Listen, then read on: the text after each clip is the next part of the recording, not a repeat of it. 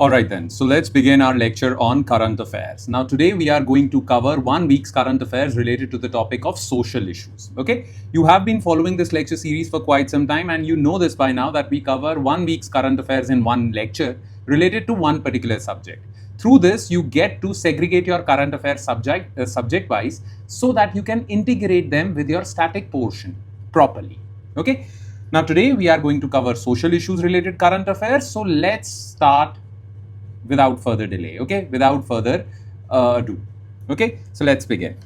So current affairs social issues June 2026 part 4, and here are the topics that we shall cover. So topics to be covered.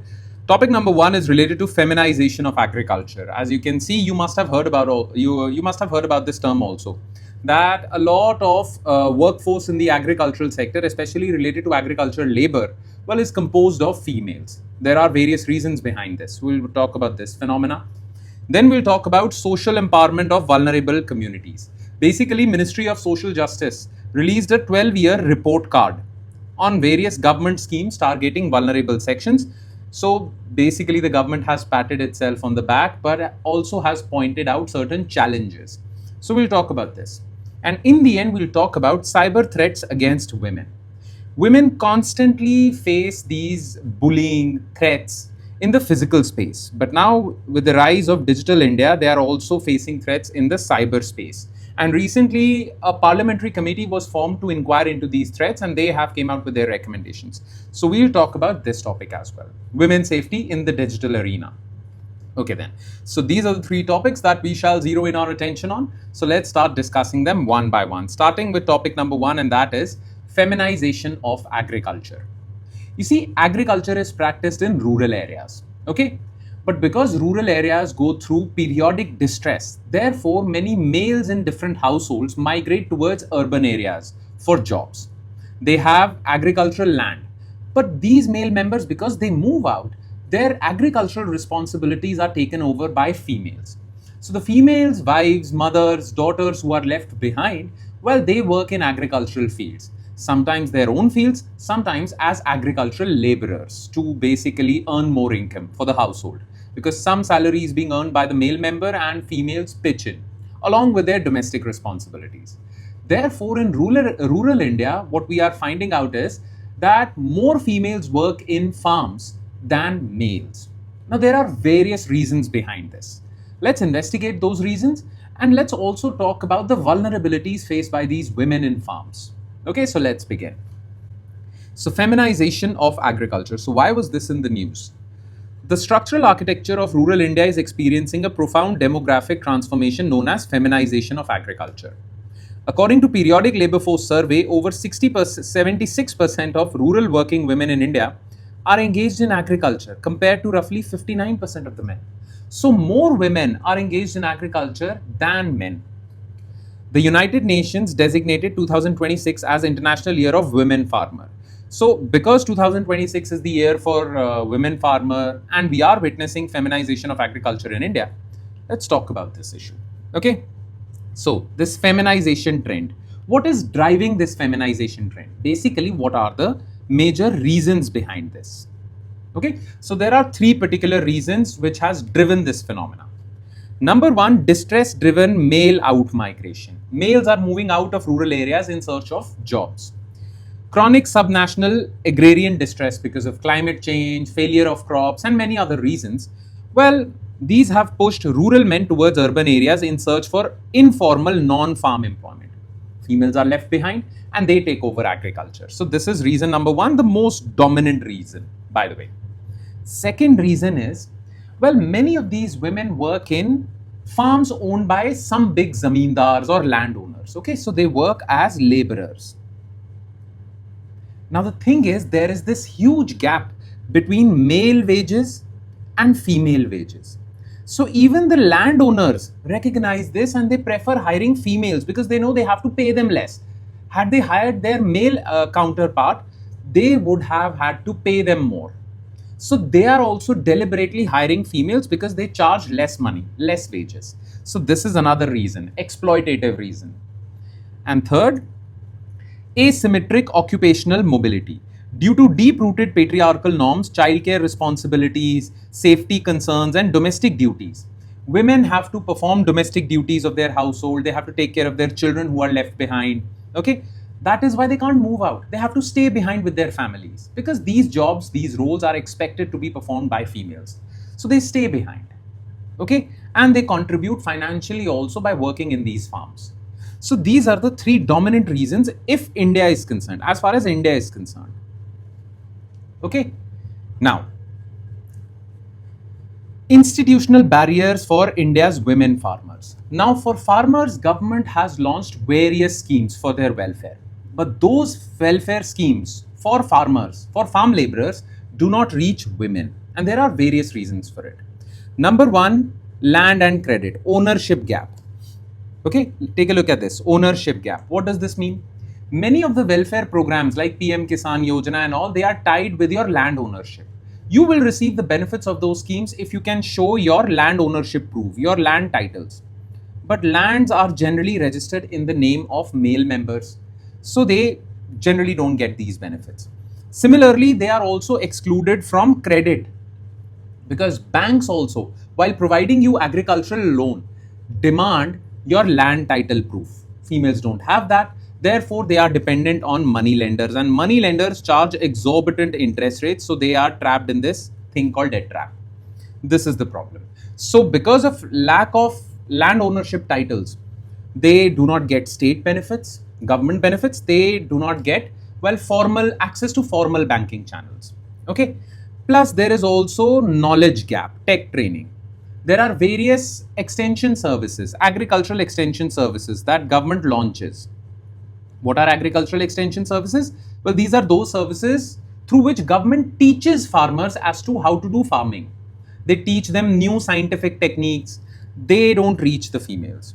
Then digital market isolation because of digital illiteracy, because of financial lack of bank accounts. Well, they don't get many benefits. All of these institutional mechanisms are built for men. If more females are working in the farms, well, you need to redesign these benefits of the government for females. You need to follow a female-centric approach because more females are in the farms now. Okay, they're still male-centric. Now, this is the asset distribution versus welfare policy impact. Because assets are not registered in the name of females, various welfare policies of the government do not reach them. Okay, so for example, because of land title distribution, women hold less than 14% of private arable land. 90% of those holdings are marginal. This bars their entry to formal state welfare schemes and limits long-term investment in land upgrades. Plus, they don't receive, Kisan credit cards are also not registered in their name because, well, Kisan credit card is something that provides you collateral-free loan. Women do not have access to Kisan credit cards. Again, the scheme is for males. This pushes them towards money lenders. Okay. Then time poverty profile. Now, time poverty is really important. Males have all the time to focus on their work. Female, along with their work, have to focus on domestic responsibilities. They cannot give their 100%, and that is why they do not get, well, rewarded for their professional duties. This is a problem. And, well, production impact. The FAO reports that giving women equal resource access could boost their farm yields by 20 to 30%. Closing this gender gap could expand national food security and lower child malnourishment rates. So this table is very important, especially important for your mains answer. So do take a look. This is given in your notes. Okay. Now, some government initiatives to help these female agricultural laborers. Remember, I told you that the entire welfare architecture is designed for males, but government has taken certain steps for females only involved in agriculture. What are those steps? Number one, Mahila Kisan Sashактикаран Pariyojana. This is part of National Rural Livelihoods Mission. This takes care of training females or women self-help groups in farming practices so that they are well trained while farming. This is good. Then financial inclusion upgrades. The central government expanded banking corridors, raising the collateral-free credit limit for women self-help groups from 1.6 to 2 lakhs. Now, women self-help groups can receive credit, loans from formal banks up to 2 lakhs without providing any collateral, without providing proof of their land ownership. Okay, this is good. Then gender budgetary measures. The Ministry of Agriculture enforces a rule requiring state departments to direct at least 30% of budgetary allocations towards females.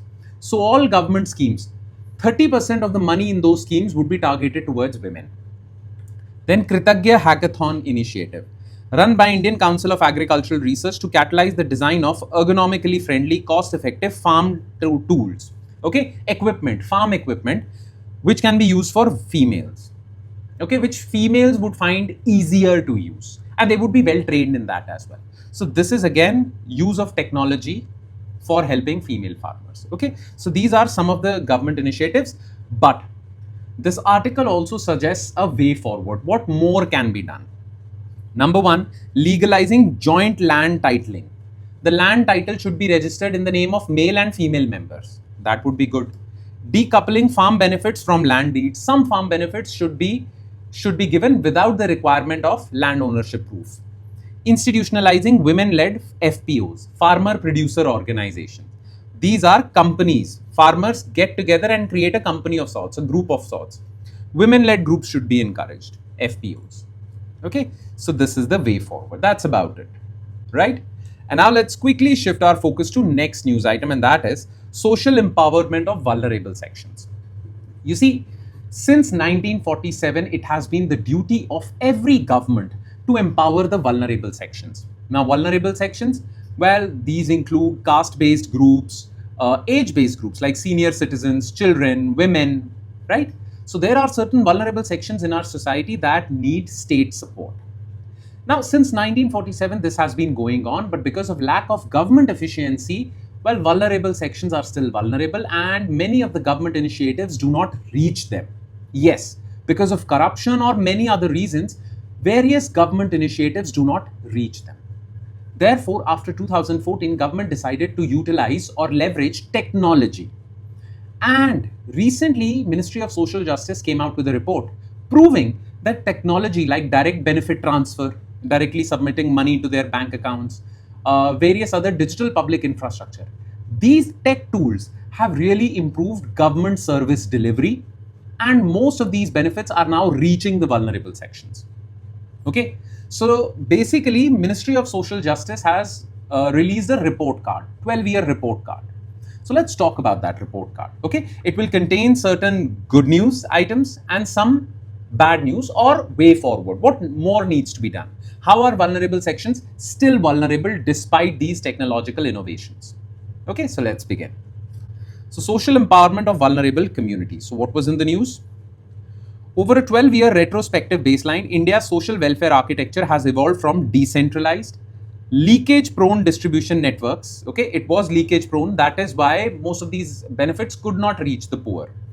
Into a seamless ecosystem anchored in digital public infrastructure, tech tools, internet-based tools, and direct benefit transfer.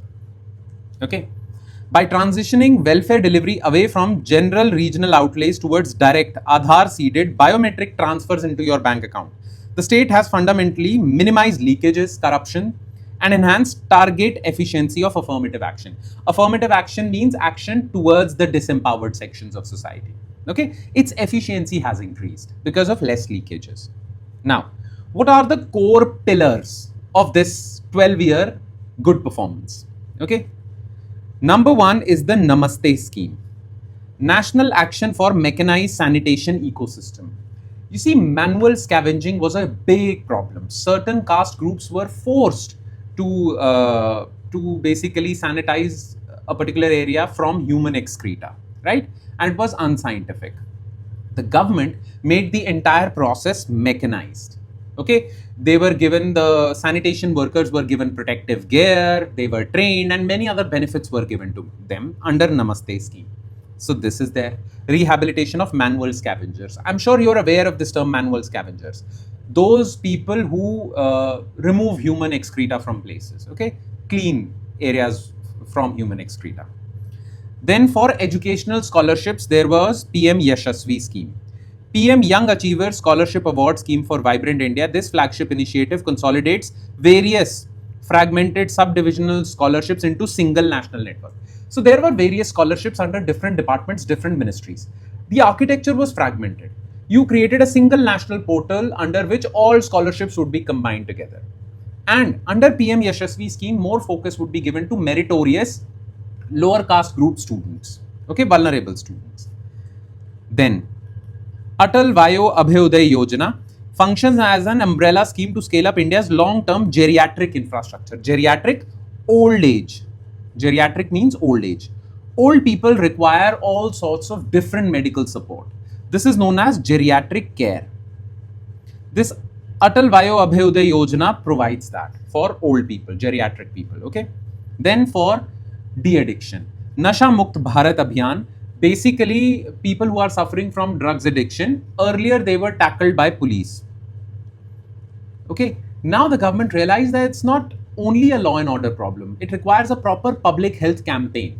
De-addiction center should be there, public counseling should be there, instead of just criminalizing that, okay, putting them in jail. This was Nasha Mukt Bharat Abhiyan. Okay, so these are some of the core pillars. Now, earlier the approach was charity-based approach, okay? The government was focusing more on doling out cash. Now it is more rights-based welfare approach. Okay, remember these terms. The delivery mode, earlier it was manual distribution of checks and cash through bureaucrats, local clerks. Now they are directly in your bank account. Okay, targeting metrics, broad area-based allocations vulnerable to proxy inclusion and duplicate entities. So money would from central government would be given to a district collector or a district authority, and that would be responsible for choosing who are vulnerable and then distributing it. That basically breeds corruption. Okay, now the central government identifies the vulnerable people on its own and then transfers money directly into the bank account, removing all these middlemen. So this basically leads to removal of inclusion-exclusion errors. Plus, their bank accounts are Aadhaar seeded, so this is there. Then similar is for sanitation workers and elderly care, geriatric care. Okay, you can take a look at this table. This table is shared in your notes. And now, let's talk about certain bad news items in this 12-year report card. Okay, persistent implementation gaps. What is still missing? Exclusion. In programs targeting rural workers, benefits frequently remain tied to official property listing. Okay, remember the case with women as well. So this leads to exclusion of social benefits for landless laborers, because most of the benefits are tied to your property card. Same goes for urban poor also. This gap still exists, so this should be removed. Then digital literacy divide. Most of the government schemes now are available digitally. The benefits are doled out digitally.